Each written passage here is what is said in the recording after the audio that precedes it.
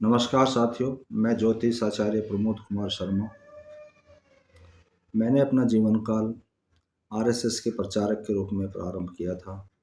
उस समय मैं टिहरी गढ़वाल, पौड़ी गढ़वाल में कार्यरत रहा। उस दौरान मैंने मुख्य रूप से शिशु मंदिर की स्थापना कराई थी। उसके उपरांत मैंने भारतीय नौसेना में आप सर्विस ज्वाइन करी। वहाँ पर मैं उच्च पदों पर कार्यरत रहा। तदुपरांत मैंने मर्चेंट नेवी ज्वाइन करी। वहाँ पर मैं चीफ इंजीनियर के पद पर कार्यरत रहा और काफ़ी समय मैंने देश की सेवा में गुजारा है। वहाँ रहते रहते ही मुझे कुछ चीज़ों का आभास होता रहता था कि समाज में बड़ी उथल पुथल चल रही है, समाज बड़ी पीड़ा से गुजर रहा है। इनके समाधान ढूंढने की इच्छा होती थी। हर आदमी का समाधान ढूंढने का तरीका अपना अलग अलग होता है। मुझे लगा कि इसका समाधान ज्योतिष में मिल सकता है। अतः मैंने ज्योतिष में रुचि लेते हुए ज्योतिष सीखा और पिछले 5 वर्षों से मैं ज्योतिष का कार्य कर रहा हूँ। उसमें मैंने देखा है कि संस्कार हैं, बहुत सारी ऐसी चीज़ें हैं जो हम बच्चों को दे सकते हैं। बच्चों को उन चीज़ों का अभाव होता जा रहा है। इसलिए हमारे समाज में एक अस्थिरता फैलती जा रही है। उसका समाधान करने के लिए ज्योतिष भी एक उत्तम माध्यम है। यदि हम सभी चीज़ों को संस्कारों के अनुसार करने लगेंगे तो मुझे पूर्ण विश्वास है कि हमारे समाज में आई हुई बुराइयों का काफ़ी हद तक अंत हो जाएगा। आज मैं अपनी पिता पुत्र संबंध वाली सीरीज को ही आगे बढ़ाते हुए उसके कुछ ऐसे पहलुओं को छूना चाहूँगा जहाँ पर हमें अथाह कष्ट होता है। अथाह मीन अथाह, जिसकी हम सपने में भी कल्पना नहीं करते। ऐसा कष्ट हमें मिल जाता है। एक नए दंपत्ति का विवाह होता है, सुखी संपन्न जीवन जीने की इच्छा होती है और कुछ समय उपरांत वो लोग बच्चे के जन्म की खुशी मनाने के लिए तत्पर होते हैं। उनके दादा दादी, नाना नानी, पड़ोसी, मित्रगण, सब में एक हर्ष उल्लास होता है कि भाई अब उसके यहाँ पर बच्चा होने वाला है। अब खुशियाँ खींचेंगी, आंगन में किलकारियाँ गूंजेंगी, ये होगा वो होगा, मतलब अनेकों तरह के उमंग दिन से भरा रहता है। रात दिन सपने ही सपने चलते रहते हैं। होने भी चाहिए, ये जीवन में उल्लास का समय होता है, होना भी चाहिए। परंतु हमको नहीं मालूम होता कि हमने गर्भधारण मुहूर्त तो कराया नहीं था। जब गर्भधारण मुहूर्त के अनुसार हमने बच्चे को ग्रहण कंसीव नहीं किया है, गर्भधारण नहीं किया है, तो फिर तो किसी भी समय किसी भी मुहूर्त में बच्चा आपके गर्भ में आ सकता है। अब जब बच्चा गर्भ में आ गया, बच्चा गर्भ में पढ़ने लग रहा है। अब बच्चा एक दिन महिला प्रसव पीड़ा सहन करके बच्चे को जन्म भी देती है। आजकल तो ऑपरेशन से भी बच्चे हो रहे हैं। और अनेक पीड़ा है जिसमें शारीरिक, मानसिक, आर्थिक सभी पीड़ाएं होती हैं। तब जाके बच्चे हमारे घर में किलकारियाँ गूंजती हैं। अब हमने शादी करते समय जन्म पत्रियों को अच्छे से मिलान किया है, सबकी आयु अच्छी है, सब सुख समृद्धि है, सब हमने राजयोग भी देख लिए हैं, सब उचित मिले हमें कहीं कोई परेशानी नहीं। बस हमने छोटी सी गलती की। उस गलती का नाम है हमने गर्भ धारण का मुहूर्त नहीं निकाला। बस अब हुआ क्या, गर्भ धारण का मुहूर्त हमने निकाला नहीं था, हमने कंसीव कर लिया और जन्म के समय में सूर्य और शनिदेव दोनों बच्चे के 10th भाव में आ गए और उस दिन चंद्रमा भी 7th भाव में गोचर कर रहा है, यानी कि जन्म का चंद्रमा 7th में है और शनि और सूर्य देव 10th भाव में विद्यमान है। ठीक है, इतना सा घटना आपके बच्चे की कुंडली में घट गई तो पिता की मृत्यु हो जाती है, पिता शोक हो जाता है, बहुत बड़ा दुर्भाग्य लगता है। उस बच्चे का लालन पालन सब कुछ बड़ा कष्टमय रहता है। कभी कभी ऐसा देखा जाता है कि चंद्रमा पे किसी शुभ ग्रह की दृष्टि होती है तो ये घटना तुरंत नहीं घटती, ये घटना 3 साल के अंदर घटती है। तो उस समय कोई भी बच्चे के जन्म को शुभ नहीं मानता है और ये होने मान के अपने भाग्य का लेखा जोखा मान के हम लोग उसको स्वीकार कर लेते हैं, जबकि पिता की तो दीर्घायु थी, पिता को तो कोई कष्ट होना ही नहीं था। ये जो कष्ट आया है, इस कष्ट को हमने बुला लिया है क्योंकि हमने गर्भधारण मुहूर्त नहीं निकाला था, हमने जानकारी की नहीं कि इस समय में गर्भधारण करने से ऐसी विकट घटना भी घट सकती है। ये इस तरह का बिल्कुल समाचार है कि आप मोटरसाइकिल पर ड्राइव कर रहे हो, जाते जाते आपने जो है ट्रक में टक्कर मार दी, फिर कहते हो तो हमारे भाग्य में लिखा था। ये भाग्य में कुछ नहीं लिखा था, ऐसा भाग्य आपका अच्छा था, ये आपकी गलती का परिणाम है। और एक घटना लेते हैं इसके अलावा, यदि हमारा शनिदेव और राहु देव 10th भाव में बैठ जाए और मून 7th भाव में हो और चंद्रमा कमजोर भी हो या चंद्रमा पे पाप दृष्टि पड़ रही हो, तो ऐसे समय में भी फादर की मृत्यु, पिता की मृत्यु बहुत शीघ्र हो जाती है। कभी कभी तो ये घटनाएं इतनी दुखदाई होती हैं कि बच्चे का नामकरण भी नहीं कर पाते, उससे पहले ही घट जाती। उस घर का जो माहौल है, उस घर की जो स्थिति है, उस माँ की जो स्थिति है, उस दादी की जो स्थिति है, नानी की जो स्थिति है, उसका वर्णन नहीं कर सकते। ये सिर्फ हमारी एक छोटी सी भूल के कारण हुआ है कि हमने गर्भधारण मुहूर्त के ऊपर कभी विचार ही नहीं किया कि ये भी कोई चीज़ होती है। एक और घटना लेंगे हम आगे चल के इसमें, यदि मंगल और सूर्यदेव एक साथ बैठे हों, मंगल और सूर्य से देव एक साथ बैठे हों और उनको शनि देव देख लें,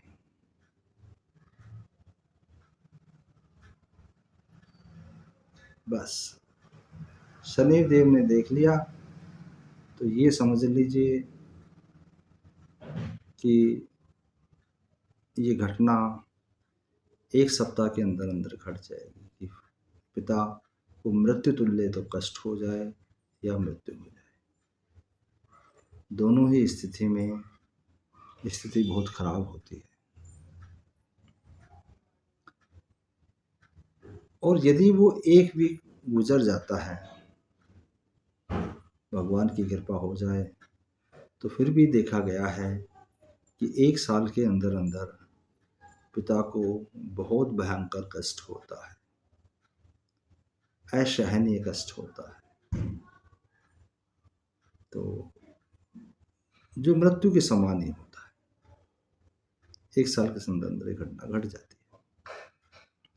उस समय में हम कभी भी ये नहीं कहते हैं कि बच्चे के कारण हुआ, नहीं, बच्चे के कारण कोई घटना नहीं घट रही है, घटना तो हमारी अनभिज्ञता के कारण घट रही है, क्योंकि हमें ज्ञान ही नहीं था कि हमको गर्भधारण मुहूर्त निकाल के ही गर्भधारण करना चाहिए ताकि अनहोनी से बचा जा सके। एक और घटना हम लेंगे आगे।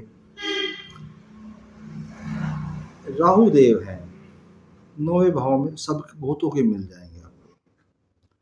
राहु देव 9वें भाव में हों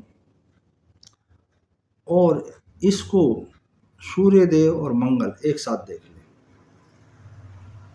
बस, या इनको शनि देख ले इकला ही, ठीक है। कंडीशन कोई भी हो, या तो राहु देव को सूर्य और शनि मिलकर देख ले, या राहु देव को शनि भगवान देख ले, दृष्टि डाल दें अपनी। ऐसी स्थिति में बच्चे का नामकरण संस्कार से पूर्व अर्थात 1 हफ्ते से पूर्व ही पिता की मृत्यु होने के योग बन जाते हैं। अब इन योगों में प्रभु रक्षा करे सबकी। कभी कहेंगे कि भाई इनका विवाह सही से नहीं हुआ, इनका विवाह संस्कार सही नहीं हुआ, इनका ये सही नहीं हुआ, इनका वो सही नहीं हुआ, और हम लोग अनेक अनेक प्रकार के जो है अपने दिमाग से अपनी बुद्धि के अनुसार दूसरों पर ब्लेम करना लगते हैं।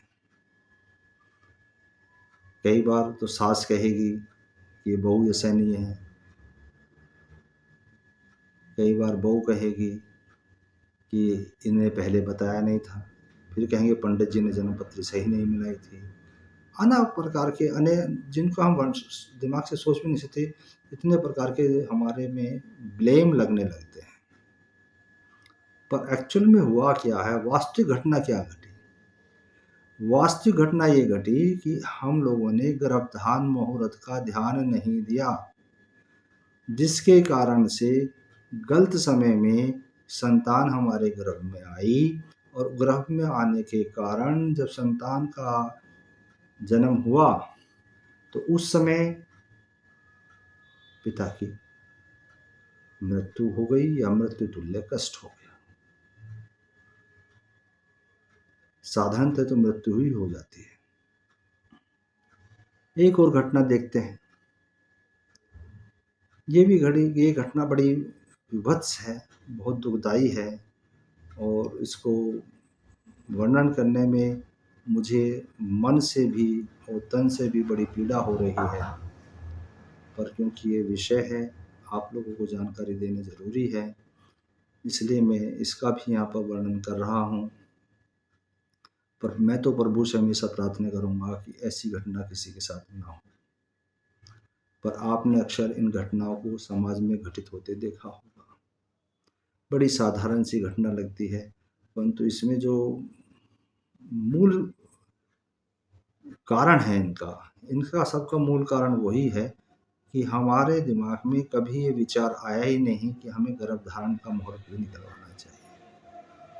अब मान लीजिए किसी की अब बच्चा पैदा ही नहीं हुआ है, बच्चा तो माँ के गर्भ में ही है, तो अब कुंडली का तो मतलब ही नहीं रहा। अब क्या चाह करें? परंतु जब गर्भधारण किया था उसी समय निश्चित हो चुका था कि इसका जन्म किस समय होगा, उस समय ग्रहों की स्थिति क्या होगी, ये तो उसी समय निश्चित हो चुका था। माँ के गर्भ में शिशु पल रहा है, शिशु को जन्म भी लेना है, तो जब वो जन्म लेगा उस समय देखा जाएगा कि सूर्य और शुक्रदेव दोनों, सूर्य और शुक्रदेव चर राशि में विराजमान है और मंगल उनको देख रहा है। बस ये घटना घटती है। क्या होता है? सूर्य और शुक्रदेव चर राशि में विराजमान है और मंगल उनको देख रहा है, तो बच्चे के जन्म से पूर्व ही उसके पिता की मृत्यु हो जाती है। बच्चे ने जन्म ही नहीं लिया, पिता ने अपने बच्चे का मुख देखा ही नहीं। और हम इन घटनाओं में कभी तो अपने भाग्य को दोष देंगे, कभी पंडित जी को दोष देंगे, कभी उस स्त्री को दोष देंगे, सास कहेगी मेरे बच्चे को खा गई, आधी आधी घटनाएं घटेंगी। असल में किसी ने कुछ नहीं किया। अगर कुछ हुआ है तो ये है कि हमारी अनभिज्ञता के कारण हमने गर्भधारण मुहूर्त नहीं निकाला था और हमने गर्भधारण कर लिया, और उस बच्चे के प्रसव के समय के जो ग्रह उपस्थित हुए वो इस तरह से हुए कि जिनके कारण पिता की मृत्यु जन्म से पूर्व ही हो गई। जबकि पिता की जन्म कुंडली दिखाने पर जगह जगह जाके दिखाइए तो लिखा होगा ये तो बहुत लंबी आयु जिएंगे, परंतु गलती हमारी हुई कि उस दीर्घायु को हमने अल्पतम आयु में बदल दिया। क्योंकि ये मुहूर्त है और मुहूर्त का इफेक्ट बहुत अधिक होता है। एक और घटना हम अपने इसमें ले लेते हैं। ये भी बड़ी विभत्स घटना है, इसका भी वर्णन करने में जी क्या अंतरात्मा तक कष्ट पा रही है, परंतु शास्त्रों में लिखा है और शायद भगवान ऐसी कृपा ऐसी घटना किसी के साथ ना घटे, हमें तो यही कहूँगा और आपको हम बता देते हैं। यदि जातक की कुंडली में दूसरे भाव में राहु, शनि, शुक्र और सूर्य, राहु, शनि, शुक्र, सूर्य विराजमान हो जाए दूसरे भाव में, तो जातक के पिता की मृत्यु जातक के जन्म से पूर्व हो जाती है।